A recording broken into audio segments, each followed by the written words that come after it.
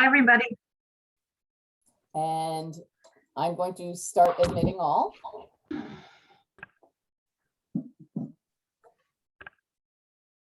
Hi, all. We're just going to give it a few seconds till everybody can join.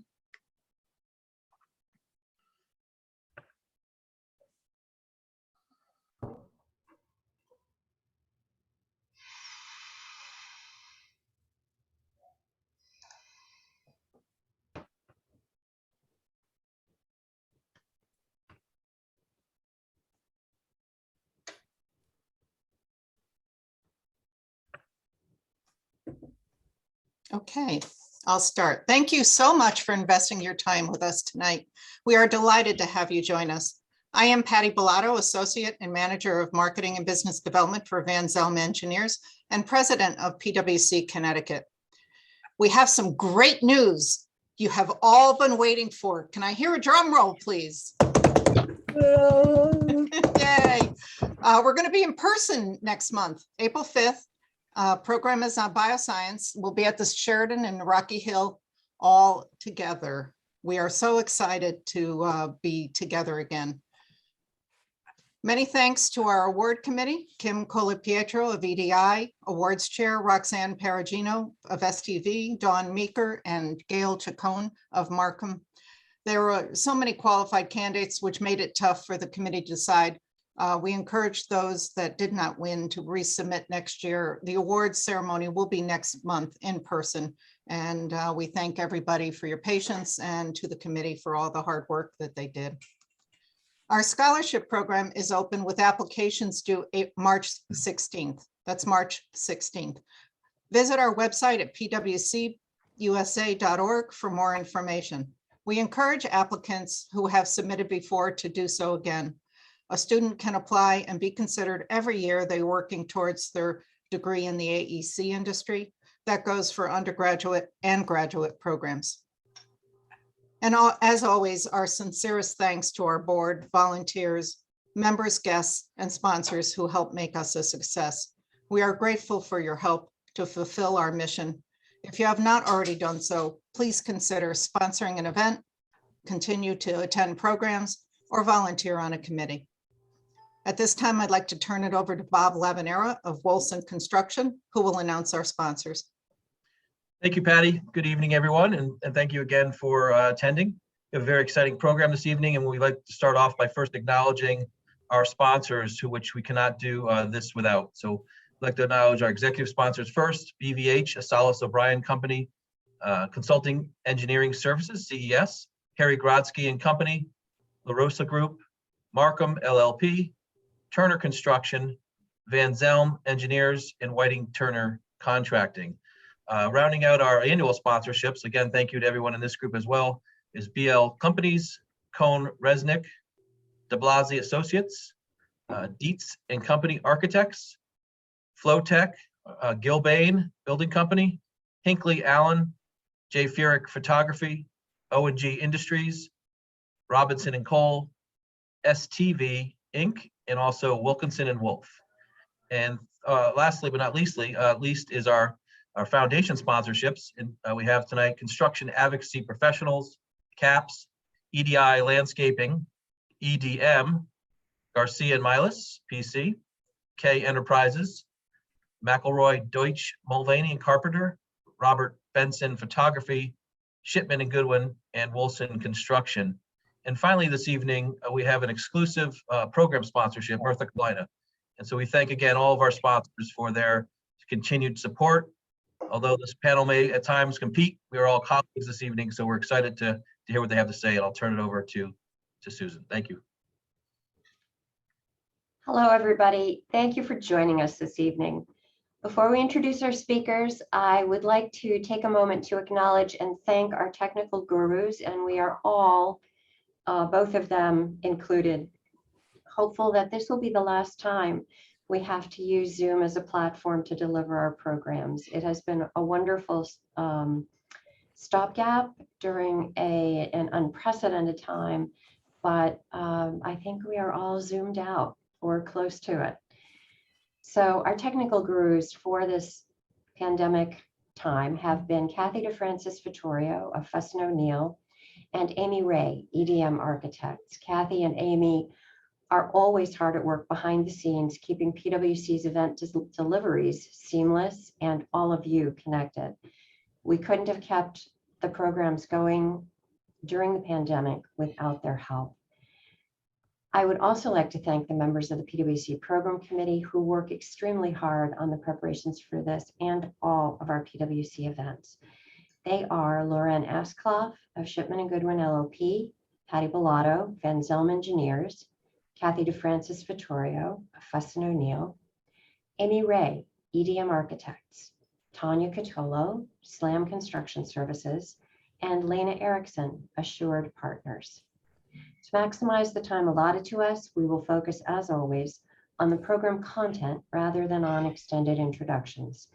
So I'm very pleased to introduce our panel this evening. In alphabetical order, they are Eric Cushman, Operations Manager of Connecticut for the Gilbane Building Company, Joubin Hassanein, President of Daniel O'Connell Sons, Chad McCullough, Business Unit Manager at Turner Construction Company, Christina O'Nelia Rossi, Vice President of Business Development for the Building Group at ONG Industries, Inc., and Lisa Ulbrich, Vice President and Institutional Group Leader at Commodore Builders. Our moderator this evening is someone that many of you will recognize and remember, Trina Learned, who is President of Learned One LLC. And with this, I'm going to turn the program over to Trina's capable hands. Thank you very much. And how fun, again, to be with PWC. So many wonderful faces and terrific names on my screen. So this is going to be a wonderful evening. Thank you. Let me just start out with a kind of a general introduction. Something that I'm going to start out with a statement that I think you'll recognize, which is to say that over the past 2 years, we've been through an unprecedented time for our industry. And in response, as always, we've shown unprecedented resilience in your collective response. So to set the stage for this evening's discussion, here's a few facts.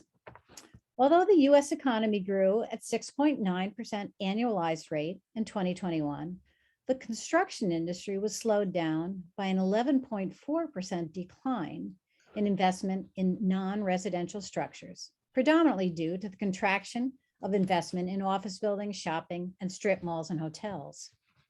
Strength in data and fulfillment centers was not sufficient to offset the weakness in this commercial construction sector. On a brighter note, infrastructure, healthcare, and industrial construction are emerging as sectors where growth will pick up during the coming months. Investment in the academic sector remains steady as K through 12 and higher ed institutions strive to remain competitive. Managing risks associated with rising inflation, volatility in material costs, supply chain disruptions, and labor shortages have assumed a new level of priority for best-in-class firms, such as those with us this evening. Firms are also reporting a higher level of bid competition. More companies have been bidding over fewer jobs, leading to lower margins, as you all know. But the strong economy is working in our favor. There's a mounting sentiment that opportunities for growth are out there, and that if construction firms are nimble and flexible, they will thrive. So that leads us to our first question, which is about recruitment and retention, both in the present and the future. So after a turbulent period of adjusting forecasts and changing expectations, 2022 is expected to be a year of reemergence and growth in the construction industry. Rising costs and labor shortages persist, challenging the industry to innovate in order to compete. At the same time, stricter regulations contribute to a reduced margin of error and waste. So the question is, how is your company addressing these labor challenges? A couple of thoughts for you to contemplate as you form your answers. What is your company doing to attract a competent labor force and retain those whom you want to keep on your payroll? Do you anticipate an increase in the labor force with regard to women, those from trade schools, and to attract workers? Are you seeing a need to address work-life balance issues? And I'm going to start our first speaker on this topic. Eric, if you would chime in, please. Thank you, Trina. there's an old saying around here that companies don't build buildings, people do. And I think this is one of our largest challenges moving forward in our industry and our business. Retention and ultimately attracting employees are two different but very similar things. I was actually on a call from 4 to 5 today on what we're calling our doer recruiter initiative. And so for years, we've been doing doer seller on the sales side, and we've been flipping that initiative over the last month, doer recruiter, because we really need our 3,500 employees to work hard to find friends, family members, other colleagues, and bring them over to our company to fulfill the roles that we need for the amount of work that's in the market today. Internally, we have things like employee resource groups to support our team. We participate heavily in groups like ACE Mentoring to encourage high school kids to enter our industry, whether it's in engineering or building trades. And then we're looking outside the box. I believe it was about a year ago, Minority Construction Council, run by Jennifer Little Greer here in Connecticut, had a career fair at a tech high school. We'd never done that before. Turner was there, O&G was there, several other firms. And the only way we're going to fulfill the needs in our business that we have, frankly, are to be creative, to create opportunities we wouldn't have previously for other people, and not just look at a resume for what it is, find that person that fits our culture and our company. So we're really working hard. We see people as our greatest key issue moving forward, and it's a challenge that our business will face for the next 3 to 5 years. Thank you. All right. Joubin, can we go to you, please? You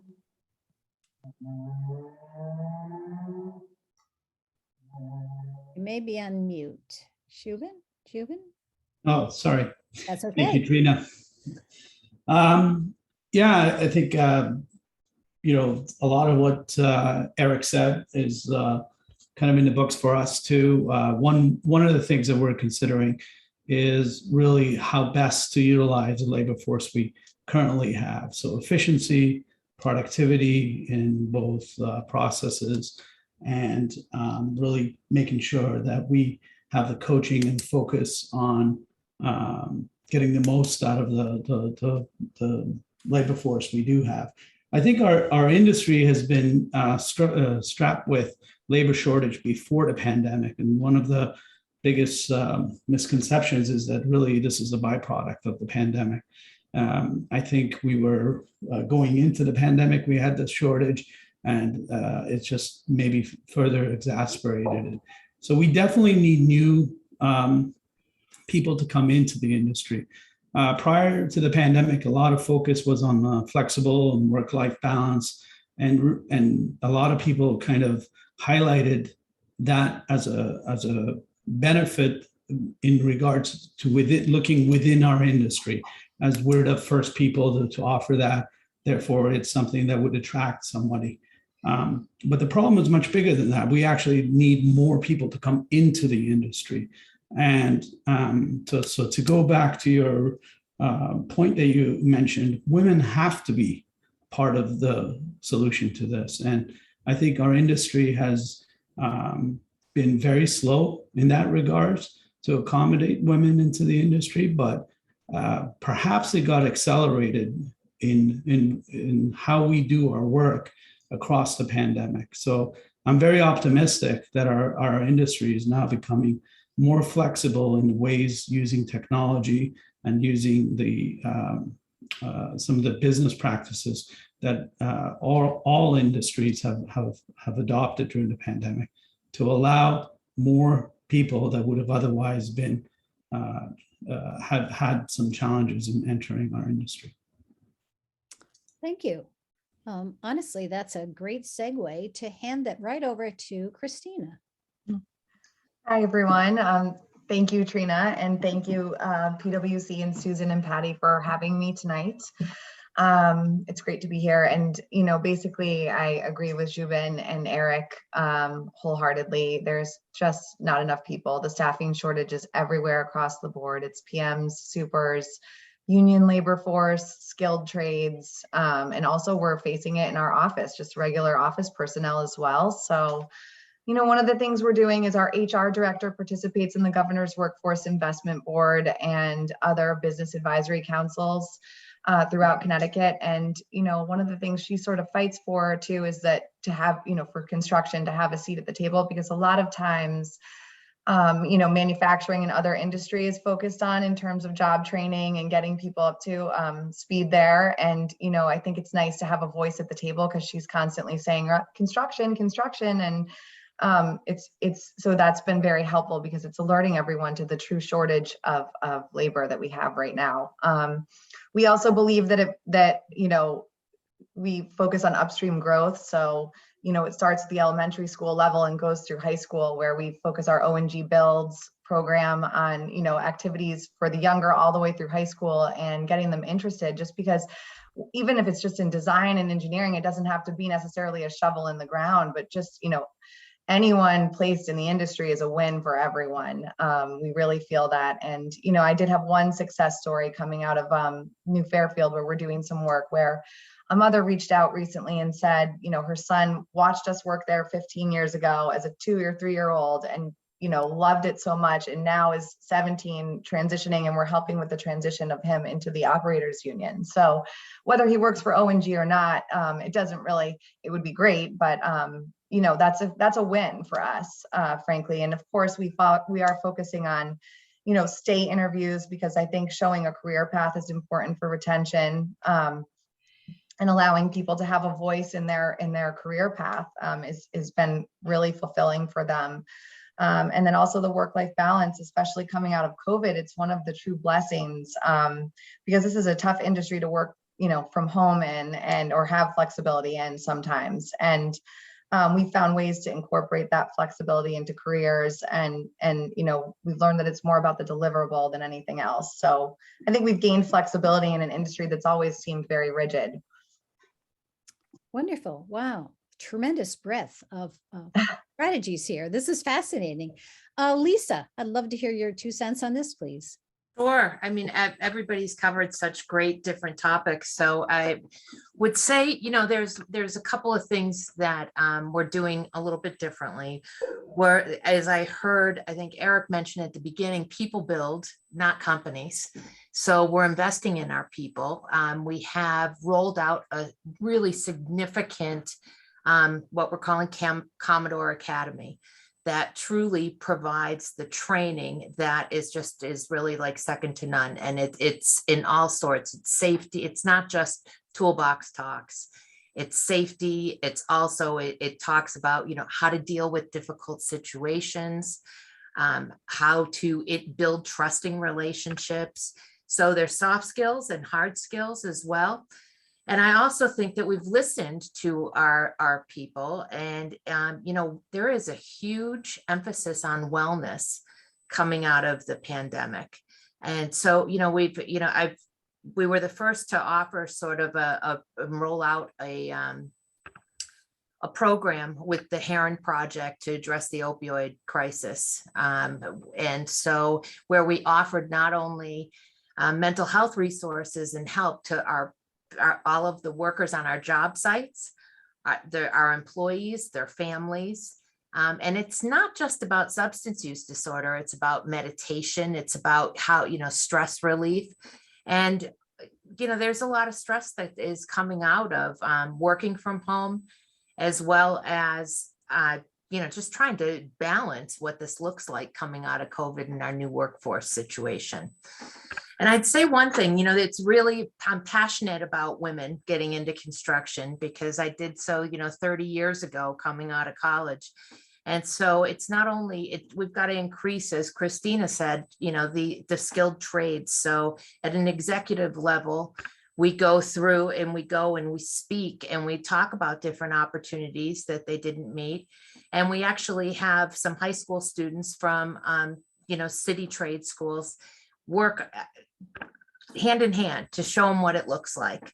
I'm pleased to say that, I lead by example, and my team actually has more women on it than they do men, which is almost unheard of, at a senior PM, project management, assistant project manager, and even superintendent level. So it's, I love seeing the increase in women and attraction to the trade. You're here. Well, I must say that this is a fascinating question. It's a testimony to all of your humanity, I'll say. that each one of you asked to talk about this topic. So we have one more panelist, and I'd love to hear from Chad. Not a lot left to cover after everything that everybody said. Right? We're all kind of thinking the same thing. We agree. Talent is what this industry needs, and we'll take it anywhere we can get it. Folks interested in the trades, in the CM profession, in the design world, any way that we can get folks interested is a win. You know, some of the things that we've tried to do, like Eric said, it's about people and identifying people that are passionate about this business. So we've been working on reaching down to the high school level and trying to identify folks in the school system nearby us here in Shelton and build a pathway for them, so that we've got an internship program built with them that is going to graduate into a scholarship program combined with internships after college, you know, while they're in their secondary education, and get them training while they're in college. They graduate with a degree and then ability to come on and work for us. So we have to find folks that are motivated and interested and create new ways to get them into the business. I think one of the other major things we've tried to focus on in our recruitment lately is really broadening the representation of the people that we are bringing into our company. Right? We've made a concerted effort to get a bigger pool of Black, Latinx, multiracial, female employees, try and be more representative of the communities that we build in. We've been having a lot of success tapping into a lot of student organizations at the colleges we work with, NSBE, SHEP, SWE, SACE. So making sure that we're touching all the folks that might be interested in our business and giving them a way to join on, because as we've all heard, right, we need it. We all need good, talented people. Great. Well, thank you. That was a wonderful start to our evening. Let me move on. Our next question is about liquidity and future projects. So in January, the Hartford Business Journal's Economic Outlook Forum reported that consumer and company liquidity was the highest it's been in 40 years. Corporate balance sheets are showing increased profits despite COVID. So let me ask, do you foresee this stockpile turning into building projects in 2022 and 2023? And this time, Lisa, would you kick us off, please? Sure, happy to. So, I mean, I look at this as first we need to kind of look at the constraints, and the cost of borrowing is beginning to increase. And so that could hinder the future development. Material costs have continued to rise during the COVID situation, and the supply chain has been completely impacted. So I kind of look at it like the answer to what this looks like is it depends. I mean, the past few years we have, the government offered some programs that started out as loans, and then with proper documentation, depending, were forgiven. And I think that increased some profitability for some different companies. 2023, it goes away. Interest, so what does business do with all this excess cash? Or is it excess? I mean, were those really false profits? So I look at it, there's a few different options. Paying down the debt, the company's debt is sort of one thing, and also reinvesting in 2 to 3 years when the material prices start to stabilize. And it's also, we're going to see, possibly a change in the market shifts. I mean, there's been a real increase in developers doing some different conversions, and we might see that go away. So I don't think it's a true black and white answer by any stretch. Very good points. Eric, your thoughts on this topic? Yeah, I would say our backlog as a company in a region throughout New England and in Connecticut, it's probably the strongest it's ever been. You look at the work we'll start in 23 and 24, and I'm looking at staffing that goes out until 27 for some of our team members, which is just incredible.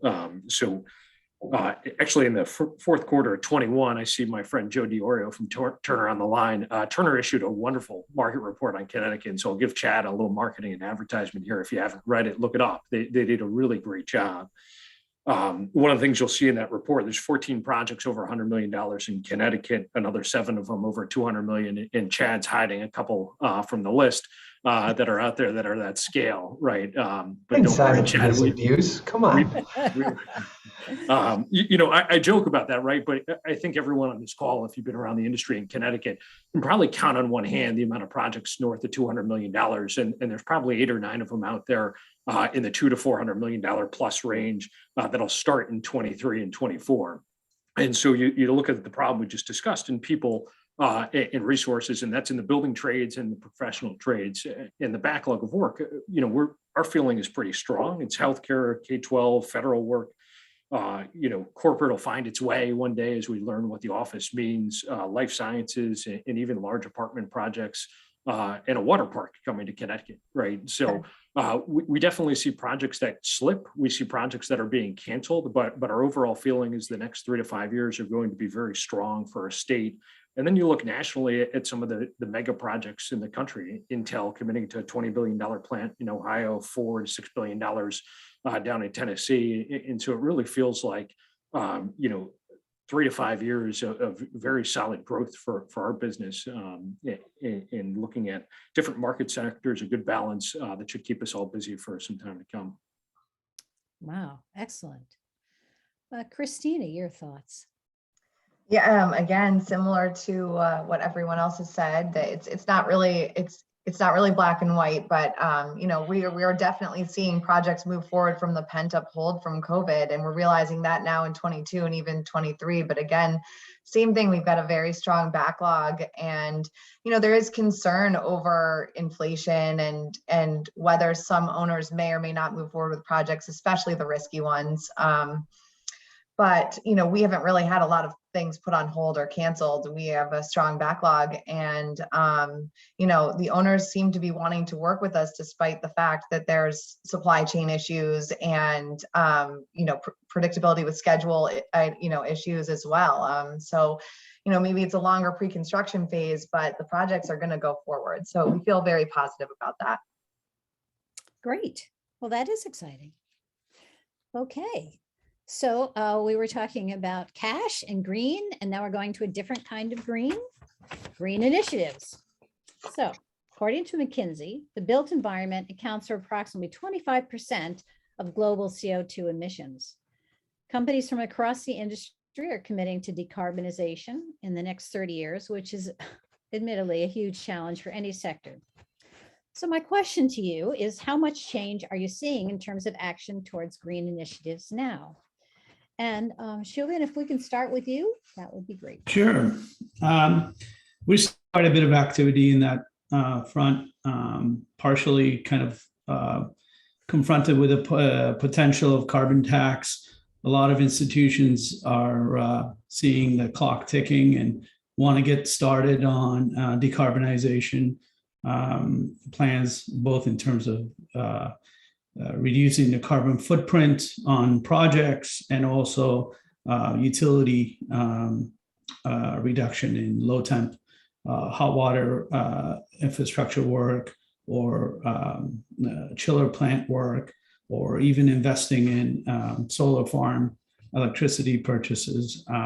The challenge that a lot of them face is that the timeline they have in front of them, or the plans that they colliding with the inflationary forces that are at play now. And the question is, how much of a gamble do they play in that stabilizing or going the other way?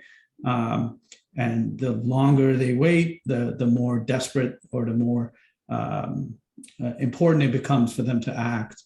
And it could become pretty costly for a lot of institutions. So institutions are in a difficult period where they're analyzing that. In addition to that, there's a lot of technological advances that are coming in that front.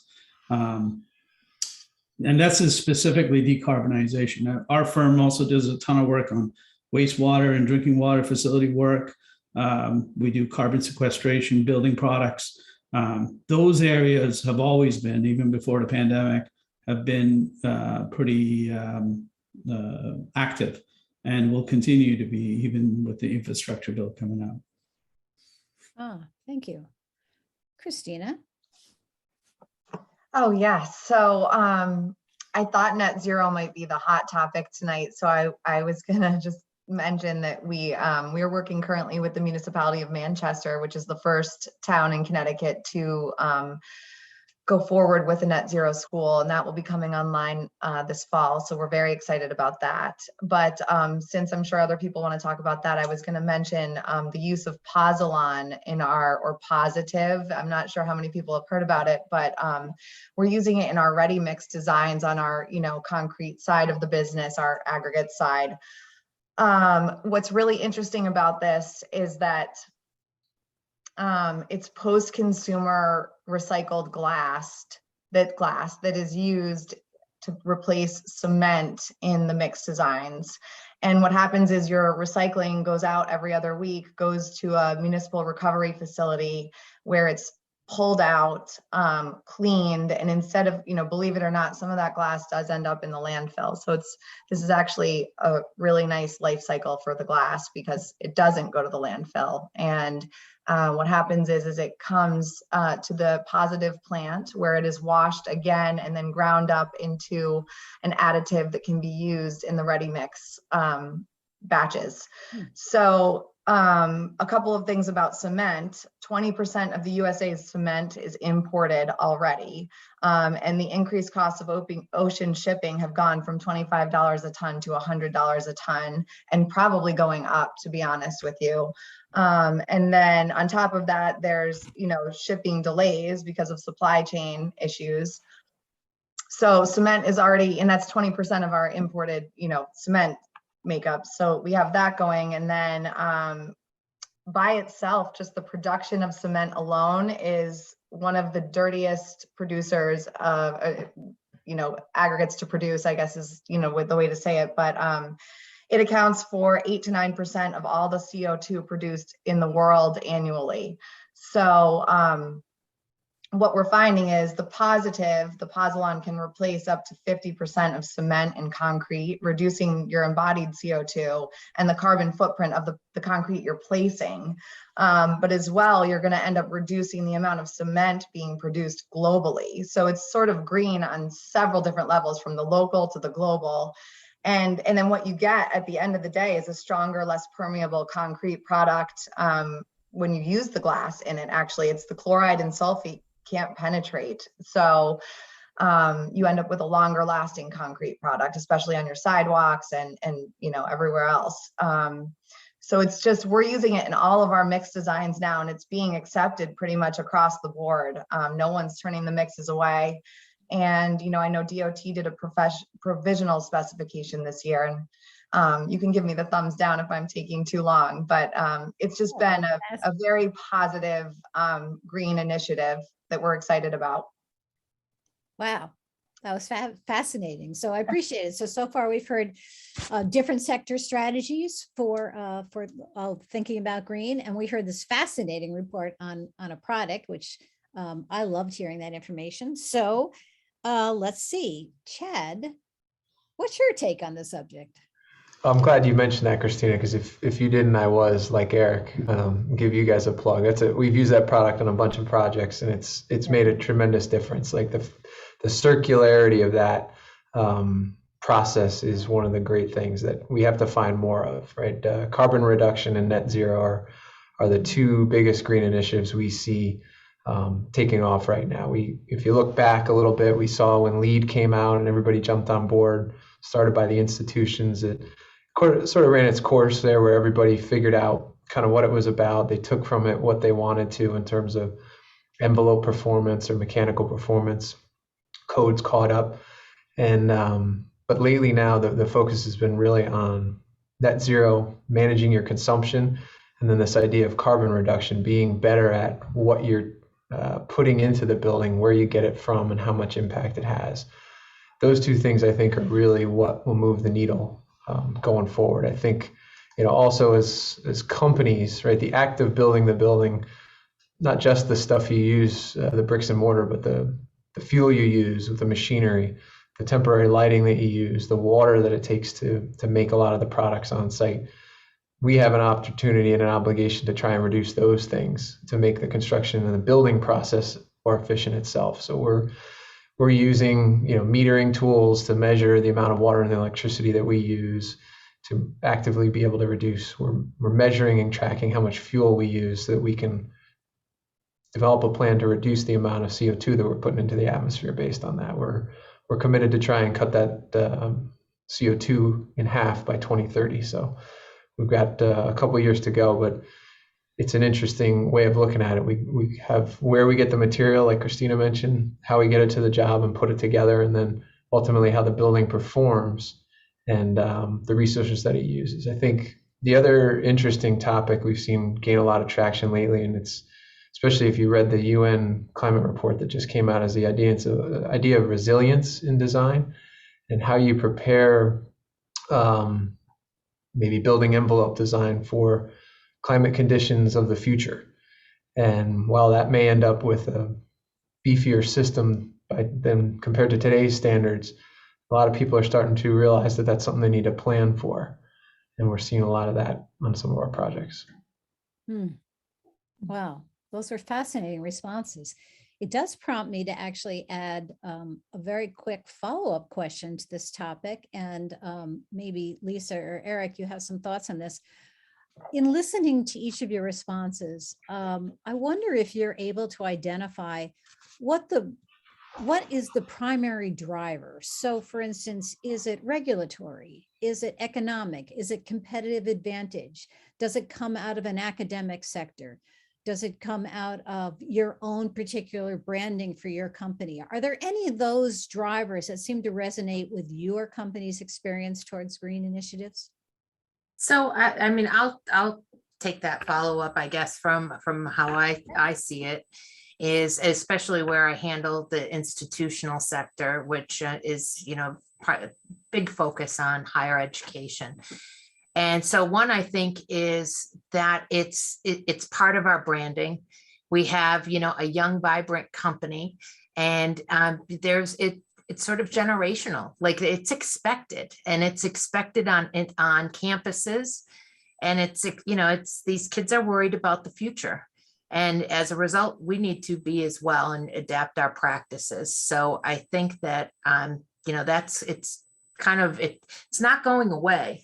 And, you know, there was one other thing too, that we completed a dormitory using passive house construction. I mean, you know, and that has been a great opportunity to learn about like a whole nother method. I mean, I know we talk about net zero, and I'd almost call it sort of like LEED on steroids to a certain degree, you know, so it's, and it has acoustical pieces to it. So I think it's a brand, really, is what it comes down to. Eric, a moment for you. Yeah, I think, you know, what Lisa said is fairly accurate, right? For us as companies, you know, ultimately we're servicing end users and clients, but as a company, you know, you go back to that first question about people, your employees want to see you as a business doing the right thing. They're usually joining your company because they share the same values. And if we're not practicing what we preach and investing in different initiatives, in things like net zero, different green initiatives, folks just won't want to work here. People come to different corporations for the principles, right? And so it's important to us that we make those same commitments. Obviously, I think for our business, it's important that clients see the value in it. So it's our job to be able to go back and articulate that to end users and let them understand why passive house design is important for their building, and maybe not today in the next 2 years, but in the next 20. A couple of weeks ago at the Connecticut Building Congress, and I'm not sure if I'm allowed to talk about other Connecticut professional groups here, so I'm going to probably get something thrown at me by Patty. But a bunch of team members from different colleges spoke about their plans for net zero, right? Yale University and others are pushing that very hard. And it's exciting to see that and those commitments in our backyard in different institutions pushing that. I think you'll see the same thing from other clients who are realizing that their employees, their consumers, everyone wants to see them doing the right thing for our environment. And as that push becomes greater, the ball will roll down the hill very fast. So we see it more and more. Every RFP you're looking at has a question about a different green initiative, and it's really behooving of all of us to understand that and be able to educate our clients and others in the industry about it. Wonderful. Thank you all, and thanks for jumping in. Sorry about the curveball, but you handled it perfectly. Thank you. Next question. Let's move on to another topic, although I'm hearing from your remarks that every one of these topics is completely interrelated. So it's a bit artificial that I'm separating them, but let's do it. Inflation, supply chain, and project disruption. Okay, despite the Omicron variant, ongoing supply chain issues, elevated energy and materials prices, and rampant staffing shortages, the average non-residential contractor remains upbeat. That's you. Remarkably, surveys have uncovered an expectation that industry profit margins will actually expand during coming months, implying that contractors expect to pass along enough price increases to project owners to offset the rising cost of construction service delivery. So here are a couple points that I'm hoping you will speak to. How have inflation and supply chain disruption impacted your projects over the past year? And have you had to maneuver around that? Will you be making changes to contract provisions going forward? Have there been impacts to your bidding practices? And has communication to your surety bonding company been more important during this volatile time? So Chad, can I start with you, please? Certainly. Sure. Everybody's got their stories of craziness and things they can't get. The one that sticks out most to me is the Brookfield Properties CEO talking about how it used to take them 20 weeks to build a house, and now they're still waiting 20 weeks to get the garage doors for the house. We're finding stuff like that all the time. And I think what we've learned is a couple of things. You really need to question everything. You have to be able to act quickly, and you have to be nimble. You know, part of our job in building a building, we have to keep track of the material and get it there when we need it to. We used to focus on the air handler and its lead time and maybe when it was going to ship and where it was coming from. You know, now we have to focus and drill into individual pieces of it that are helping drive some of the crazy lead times that we're seeing. For example, it's the particular motor inside the air handler that's delaying the entire thing. So how can we dig into that, talk to the manufacturer or the designer, and maybe swap it out for a different motor, maybe ship the thing without the motor and put the motor in the field. Have to make quick decisions and be able to support acting quickly to keep projects moving. You have to be nimble too. Anybody that's dealt with roof insulation on a project lately, it's hard to come by. We get calls out of the blue now and say, there's 3 tractor trailer loads coming to your project tomorrow. You're ready for them, right? So with no notice, we have to be ready to take on all that material, whether it's on site or off site somewhere, because you got to get it in hand and take care of it. We've scrambled like that a few times. I think some of the strategies is buying it early, right? Buying whatever you can as early as you can and storing it. We've tried to, you can do a lot more things to accelerate construction when you have all the pieces you need. We also look at the design and try and figure out ways to engineer out things that we know are going to be a lead time problem. We had pretty good success a year ago when we were bidding the Yukon hockey arena. The original design was based on sort of a traditional manufactured joist product for the roof. And while we were out to bid, we heard that lead times were through the roof. Apparently there's some sort of nationwide company that's building a lot of fulfillment centers to ship products to all of our houses. So there was a huge demand for joists. So we developed an alternate to use more of a truss system that was manufactured like by a local steel manufacturer here, a traditional structural steel shop. Put that out to the market as an alternate. So we bid both the base design around the joist and then an alternate with the truss design, so we could evaluate the cost and the schedule impacts. Fortunately, the alternate that held the schedule actually ended up being cheaper. So we were able to switch the design to a truss type system, move away from joists and hold our schedule. So you have to get creative and come up with other solutions sometimes. Wow. Okay. Joubin, would you respond to this? Sure. I mean, I agree with everything Chad just said. More than ever, it's important for us as construction managers and contractors to have a direct line of communication with manufacturing. And in a lot of times in the past, we relied very heavily on the submarket to feed that information through to us, it's no longer enough because it changes on such a rapid pace that we need direct communication with manufacturers, and products have become a lot more technical. So it's got like a twofold advantage to it. Number two is that supply chain isn't always about material issues. A lot of times, supply chain issues are actually labor issues, which have turned into supply chain issues. Again, manufacturing has been somewhat insulated in the past in construction from these labor shortages. When we think about construction labor shortages, we've always kind of thought about the boots on the ground, the trades folks that are building it.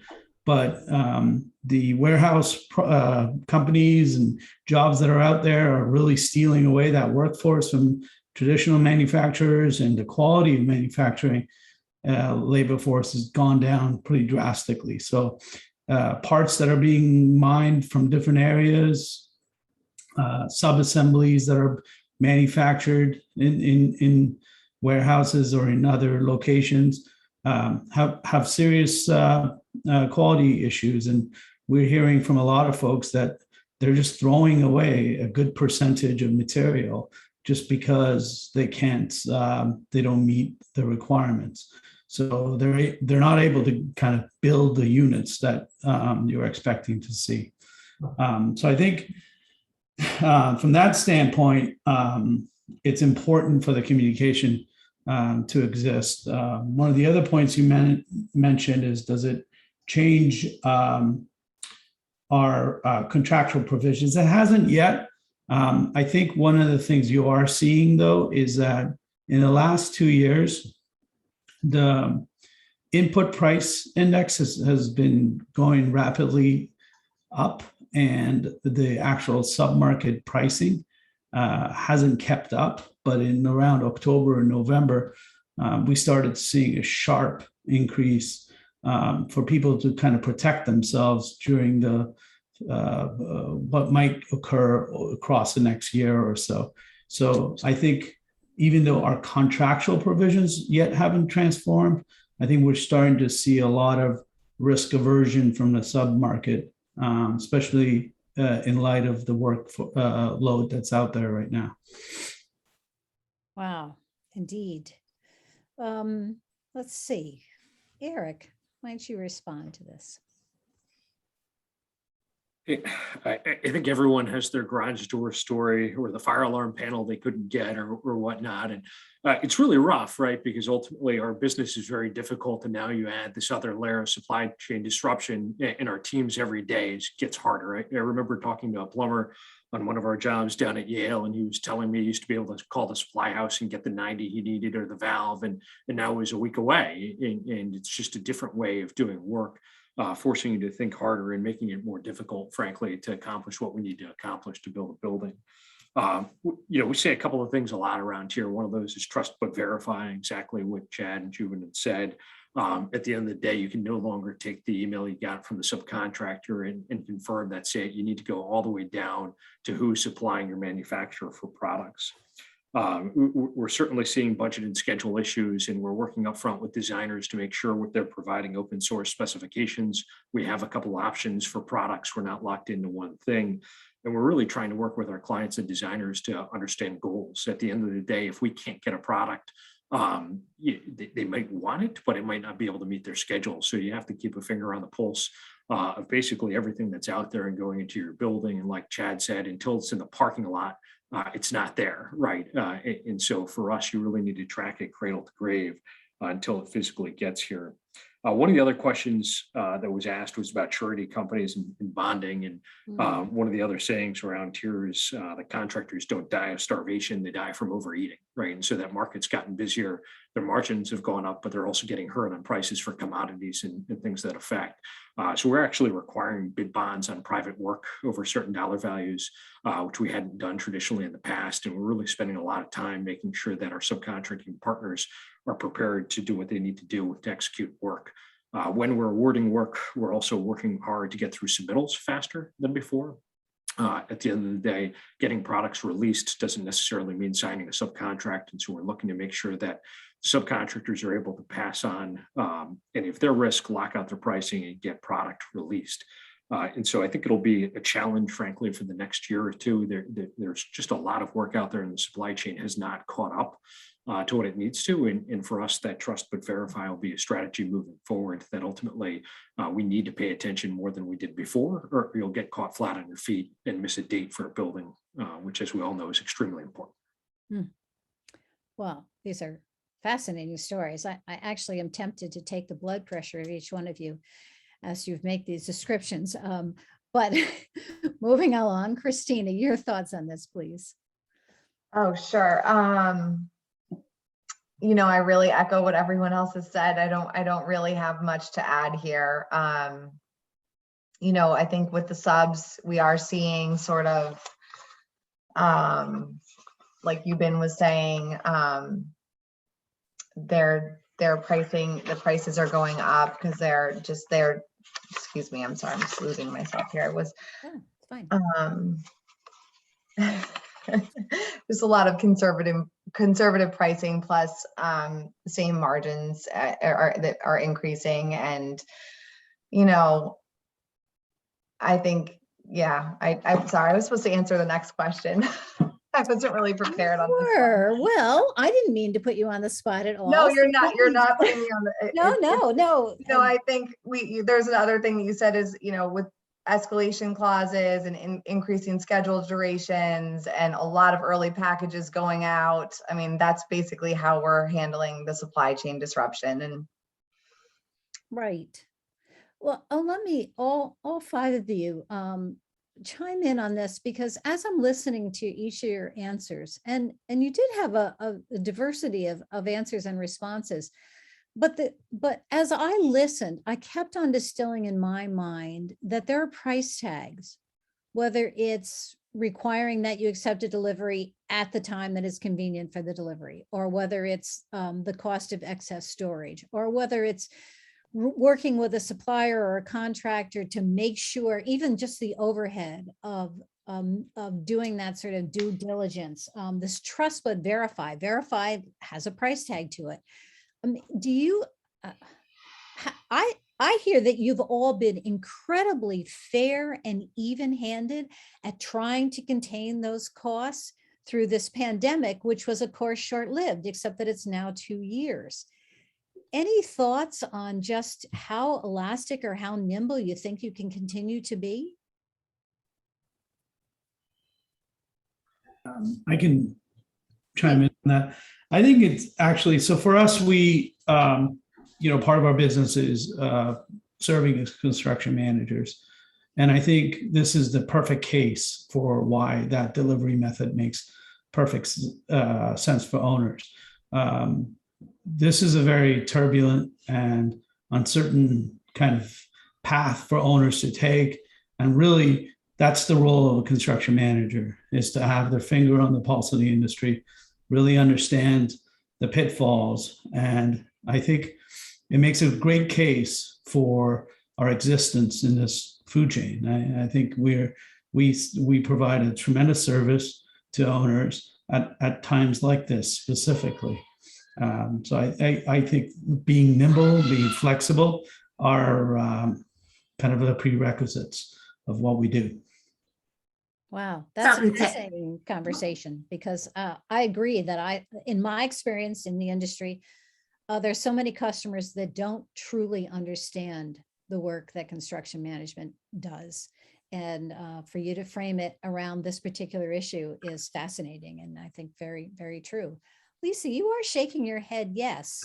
So, you know, one of the things that we have come to realize, and I agree with everything everybody has said, is that this is a time where we have to be innovative.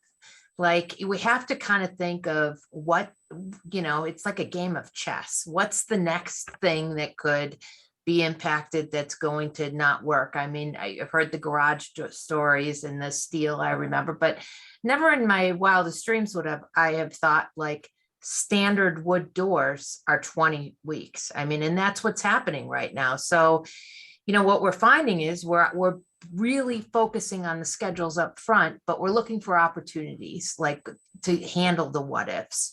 For instance, we, in our corporate group, we demolished, 100,000 something plus of corporate space that had just very plain doors. So we stockpiled them, and we warehoused them because I run the institutional group. They were known for summer slammers. Kids come back. So let's have a plan B before we even realize that there's a problem. So I really think that this is where like we're tested in being innovative and really thinking outside the box. Wow. That's right. Well, having run some of those institutions with the summer slammers, thank you for having those doors. So happy to hear that. Great. Okay. Our next question is about the pandemic's impact on work sectors, which is kind of the theme of the night, but let me approach it slightly differently. We have touched briefly on the weakness or strength of various market sectors during the past 2 years when the pandemic was at its height. So a couple points. Have you found that the type of work your firm is doing has changed or evolved as a result of the pandemic? Or have you noticed a shift in public versus privately funded work? So different work that you're doing, and where are you seeing it coming from, the private or the public sector? So Christina, are you up? Yeah, I'm up. Great, perfect, thank you. Thanks. I wish I could say we were evolving into different markets. That's always the goal. But we're not really. Actually, the public education and healthcare markets that we're heavily in and have been in our wheelhouse for quite some time have been the least impacted by the pandemic.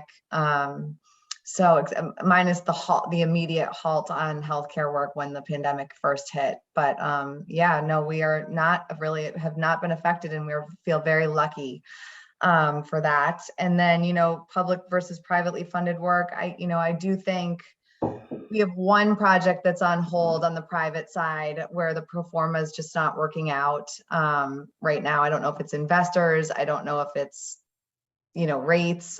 I'm not sure, it's unclear, but hopefully that will get off the ground at some point.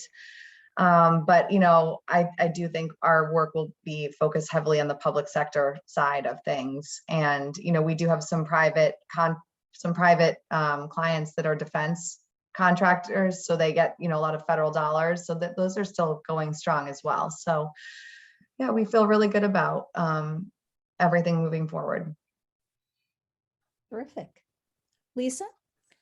So, well, we found actually coming out of 2021, we had our record-breaking year ever in sales and revenue. And we expect that 2022 is going to break that record. And I think that part of the secret to the success has been diversifying. And so when one market's up, and the other one might be down, we're kind of looking at the what ifs. And so before the pandemic, we had a strong sector in life sciences. What we found during the pandemic is it just absolutely blew up. It is and continuing. I mean, there is a lot of different developers that are buying, office buildings and converting, and they're converting almost to like a smart labs type of incubator space in areas that you never saw laboratories before. So, we're seeing that's not going away. My market, private institutional, was heavily impacted. Without students' revenue, I mean, everybody put a hold on everything. And then even the stuff that did move forward, you couldn't, deferred maintenance projects, you couldn't get, as we heard, polyiso, you couldn't even get that. So then that went on the shelf. Now we're starting to see people are feeling a little bit more comfortable in the private sector that they're releasing the funds. So now what I'm finding is that their expectations are almost pre-pandemic, like and aren't considering what it's really going to take to get a project completed. As far as public, I mean, our shift is we've got a good foothold in public and and commercial. And so but actually different ones have gone up. I'm going back up. I mean, so it's kind of like the water's finding its way here. And it's still a very, very strong market. And I think the pandemic is actually, as a result, like I had said, it's created almost some different evolving market niches, so to speak. Hmm. Well, that's very interesting. Eric, Chad, and Joubin, you have slightly different sectors also, or a different market reach than either Lisa or Christina. Any thoughts on this question? Changes in your work, evolving, or private versus public, where your work is coming from? I think we're still feeling the recovery of the healthcare sector a little bit as they get their feet back under them, coming through obviously the pandemic and all the changes that made to their revenue streams. So understanding, their new timing, unfortunately, hitting the market when everything is more expensive, it doesn't help. That's one of the things we've seen as sort of an adjustment. Mm-hmm. For us, Healthcare hasn't been coming back. I'm sorry. Healthcare continues to be slow to come back in your market. Yeah, everybody's got to figure out what makes sense for them as they're still, I think, in some ways shaking off their finances from the pandemic. Yeah, maybe a little exhausted, right? Joubin? Sorry. For us, being a company that's originally founded in the 1870s, we pretty much have a hand in every market that's out there. So that diversity Elisa talked about, that's kind of the staple of what we do. I think the work that we do for the government, on the government side for municipalities, on the public side for municipalities, for the K through 12 schools, and so forth, it's been very active. We've seen a pretty active scene in the higher ed institutional side too, actually. Maybe not the signature projects that they would have invested in, but quite a bit of preparatory work for the time when the students do come back. So all around, actually, but we haven't done a ton in the retail sector, but that's about the only sector that I would think that has been retail and hospitality. But I think that's going to come back pretty strong too. But every other aspect has been pretty resilient through the pandemic, a lot more than people probably expected at the beginning of the pandemic. Got it. Eric, your thoughts? I just think pandemic probably validated our philosophy towards diversification of our portfolio. It's important to make sure that you're building across a variety of market sectors. And Chad said, obviously, you'd think during the pandemic, healthcare might have increased, but ultimately all that happened was some temporary hospitals were built, and then our healthcare clients, frankly, were financially hurt throughout the bulk of the pandemic, are now in the middle of trying to figure out what's next for them. And so we've spent a lot of time making sure that our portfolio of work is very diverse, different market sectors, public and private, and that way you can ride the waves of the pandemic. The projects that were stalled on us during the pandemic were healthcare and in higher ed, in markets that we thought would have been solid. And actually some of the public projects kept us going through it. And obviously shortly we'll see, infrastructure dollars come down from the federal government and everything else. And we're going to continue to make sure that our portfolio stays diverse regardless of where those opportunities come from. As I mentioned, having a strong backlog is nice. You can start to pick and choose a little bit. And we're going to continue to focus on making sure that we're in the right markets and taking on those opportunities. Excellent. Thank you. So we've come to one of my favorite parts of the program, which is the Words of Wisdom segment. So for our final topic of the evening, our tradition has always been to end the formal portion of our program by asking each of our construction panelists to share their current biggest challenge, as well as a prediction about what our industry will experience over the next 1 to 3 years. So with that said, I'm going to ask again, biggest challenge, and what's it going to be like for the next 1 to 3 years? And let's start with Chad, please. I think the theme you've heard tonight, like you said, is about growth. And the only thing that's going to hold us back from growth is people. And that's our biggest challenge. Right?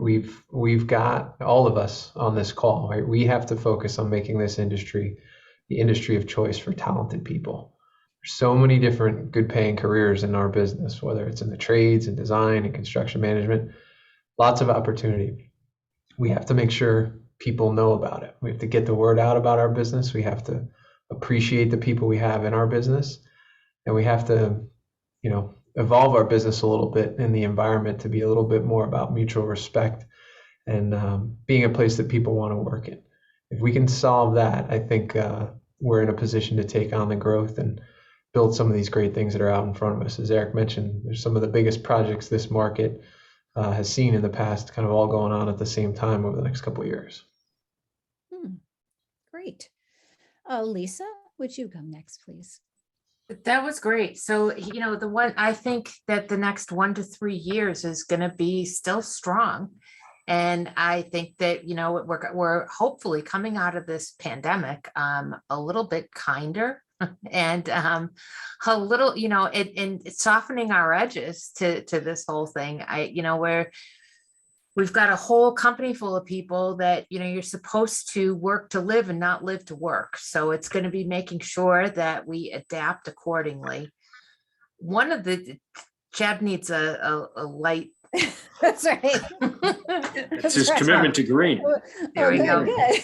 So, but one of the challenges that I'm finding, because with that is, working very closely and providing the leadership and coaching to show the different career paths for individuals, is that in 2 to 3 years, we've had a strong industry pretty much since we came out of 2008 and 2009. So, now we're looking at a workforce that has 10 plus years of experience that are pretty talented and pretty great, but they haven't seen it different. And, I've seen the downturn in the industry 3 times in my career, which makes me really old. So, but I look at it is that's one of my biggest fears is what, I'm afraid of a bunch of deer in the headlights, because even through this pandemic, people had the ability to, construction, we went right through. So, construction wasn't as impacted as so many other industries. Good point. Okay, let's go to Joubin. And again, we're talking current biggest challenge and thinking about what the next 1 to 3 years will hold for the industry. I think Chad said it best. I think our biggest challenge, everybody in the industry, is people. And we started this conversation around people at the beginning with the first question. And I think that the industry as a whole is in a really interesting point. We're probably the most exciting time to be in construction.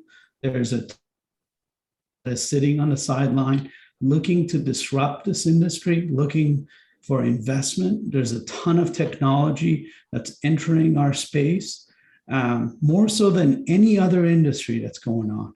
So if we can't, under this circumstance, with this much attention, turn this industry into an attractive place for the most talented people to come, then I don't know when we could. So I'm very excited over what is around the corner in the next 3 years, because I think it's going to be pretty awesome. Excellent, excellent points. Christina. Sure. And again, it's hands down the staffing shortage on both the management and skilled labor side of the business. And, it's one of the things I didn't mention earlier, and this isn't really like a words of wisdom yet, but, the biggest challenge, we have a lot of working foremen because we self-perform work. And coming out of the pandemic, we face issues with, now with, again, it's an interesting time because we're gangbusters, but then we have sort of some vaccination issues and booster issues. And so it's making the shortage even more challenging, but convincing people that it is the industry to be in and the most exciting time to be in it will be on us. And so that is a challenge. And I'm really excited to face that head on with my team. And, words of wisdom, the prediction, I think, I was going a little glass half empty, which we talk a lot about at work. we're always trying to be glass half full, but I do think that some growth will dampen with the tightening of the economy. We know rates are going to go up the next month, and as demand comes down, the yield flattens, and I just think that will cancel some risky projects out. But we are happy to have the backlog that we have right now, so the future is bright for the next 1 to 3 years. Okay, and Eric. Contrary to my optimism on the call, I am an extreme pessimist also, Christina, and do believe the same thing will happen. But I think there's enough out there to keep us all going, which is the good thing. I guess I'll sound like a little bit of a broken record to start and just say the question was asked about challenges, and it's certainly people, Lisa, what you said about living to work and working to live, I think is important to a lot of folks coming out of this pandemic, 2 years of being locked in your basement, sitting on Zoom, miserable in your life. I had a phone interview with a 25-year-old project engineer the other day, and I called him back 2 days later, and he was working, 5 miles from his house, comfortable, but wanted growth in his career. And so we had an opportunity for him, probably 45-minute drive, reasonable in our state. And I called him at 4 o'clock, and he was in the gym with his friends and told me that he really appreciates the balance that he has, being able to be 5 minutes from his house. And that was it. And it's just interesting. There were 2-3 hours left in most of our days when we were starting as project engineers at 4 o'clock in the afternoon, sitting on the job site still. And that's just not what people expect. And that's at project engineering levels or project executives and senior general superintendents. So recruiting people will be important, engaging them will be important, and making sure we retain them in our industry is going to be extremely important, I think, for all of us. And it's important that we all continue to share that same message of how wonderful this business can be as we drive by our project sites across the state and see the impact we make every single day on schools and hospitals. And the reason that we're all doing what we do is very exciting. After that, I think we'll see supply chain sagas continue. I think there was North Carolina sponsored this. Someone's going to get in trouble for a supply chain issue, and there should be a weird issue 2 to 3 years from now in the court system that we're all getting through. And so we all need to be very, very diligent on our management of supply chain and our schedules on our projects. And we'll see how that all goes down one day. And then last, I guess, the broad prediction. So it's a pet project that we have going on at Gilbane on robotics and artificial intelligence. I would say 3 years from now, you're going to see R2D2 on a lot more job sites than you do today. There's a huge push, a lot of private equity in the market right now, and a lot of people very focused on developing technology in our industry. You still swing a hammer the same way you do. A couple hundred years later, there are workforce shortages, and there's a lot of capital out there. So I would say my bold prediction is that we'll be taking a look at some serious innovation in our business 3 years from now, sitting on this panel. Right. And thank you too for bringing up the topic of the cultural shift that when everyone started working from home 2 years ago at the beginning of the pandemic, that was an accommodation that we knew was temporary. But if the axiom is that 3 months is what it takes to form a habit, well, 2 years is pretty entrenched. And I think I'm old enough to remember, I'm much older than Lisa, by the way, but I'm old enough to remember when I used to go to seminars about, gee, how do we as supervisors think about millennials in the workplace? So that will be another challenge to really think about, as you've all said so articulately, about how do we engage personnel and fabulous, bright, well-educated people out there who have set their own schedules and their own priorities and juggled a lot of things because they've had that independence during the pandemic. So that will be certainly quite interesting. I congratulate you. I have run or moderated so many panels from PWC, and much to my delight, this one is outstanding. Maybe the best yet. Sorry, apologies to any who have been on previous ones, but maybe the best yet. We do have a few moments for questions if there are any audience questions, and I apologize in advance if this is a cumbersome process trying to gather your questions.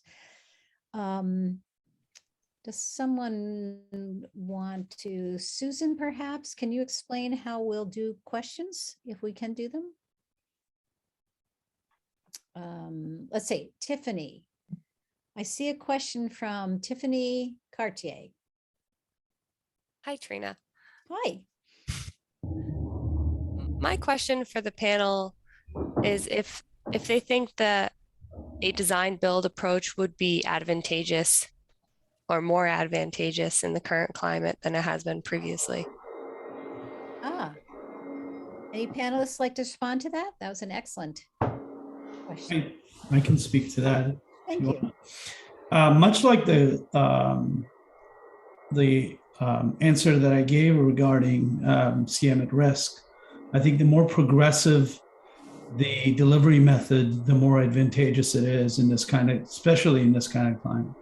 I spent most part of my career kind of working in design, build, and IPD environments. And I strongly believe that as an owner, it is absolutely the best delivery method in times like this. Chad talked about it, Eric, Christina, Lisa, everybody talked about kind of building into design the shortcomings and challenges that we face in projects. And there's no better scenario to do that than to couple the contractor with the designer at a very early stage and kind of integrate that process. Others have thoughts on that question? They make a hammer and a screwdriver, and I think there are different tools for different issues. Design build is a wonderful delivery method for certain projects, and certainly in our state and in the Northeast, we really don't see a lot of design build. We don't see a lot of alternative delivery methods, including P3. And so hopefully our market can start to become more open to those delivery methods where they're appropriate. I would just add to it, I agree with that, different tools for different, different situations. So if you examine sort of what's the end game for a project, is it how quick can you get it to market? And then you can, make sure that you're choosing the materials to get there, or it's going to be it will be a long game if it's going to be a signature design, because it really depends on it, but what a better way from a constructability standpoint. We have different buildings that have all different curves and everything else that wouldn't you have liked to have been at the table at the very beginning to talk about what some of those details look like. So I think you have to kind of examine what the end game is and see if it's appropriate. Trina, I would like to add something if I could. Please. One of the misconceptions around design build is that its biggest gain is around speed. And I think, having worked at Brown University with Robert A.M. Stern as a design build contract, having worked with Toshiko Mori in an IPD contract and Rex.